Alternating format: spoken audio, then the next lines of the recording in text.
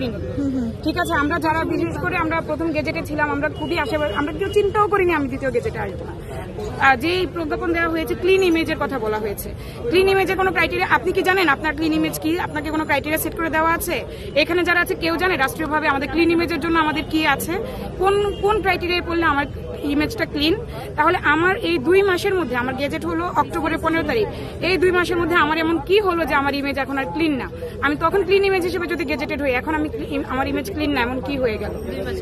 এই চিঠিটা দিয়ে বরং আমাদেরকে সামাজিকভাবে আমরা এমনিই হেয় হয়ে আছি, আমাদেরকে আমাদের অবস্থান আরো নামিয়ে দেওয়া হয়েছে।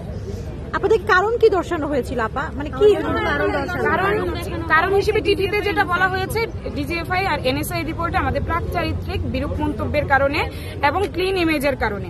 তাহলে আমাদের তো কি এমন কথা, আমাদের সেটা তো সুস্পষ্ট প্রমাণ থাকা লাগবে যে আমার ইমেজ কেন ক্লিন না, সুস্পষ্ট ক্রাইটেরিয়া থাকা লাগবে। তাহলে আমার মনে হয় আমরা বা পরবর্তী প্রজন্ম তারা তাদেরকে ইমেজটাকে ওই ক্রাইটেরিয়াতে সেট করে ক্লিন রাখার চেষ্টা করবে এবং তারা আবেদন। এবং সবচেয়ে বড় কথা, আপনাদের চাকরি হয়ে গেছে, তারপরে যখন দীর্ঘ 5 বছর অপেক্ষা করছিলাম এই জয়েনিং এর জন্য।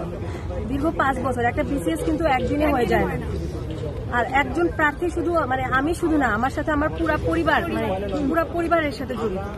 আর এই যে আমাদের দেশে যে এত বড় একটা আন্দোলন হলো বৈষম্য বিরোধী বাংলাদেশ গড়ার যে প্রতিশ্রুতি নিয়ে, এটা যদি 2 মাস পরে আবার মানে আমাদেরকে এত বড় একটা বৈষম্যের মধ্যে ফেলে দেয়,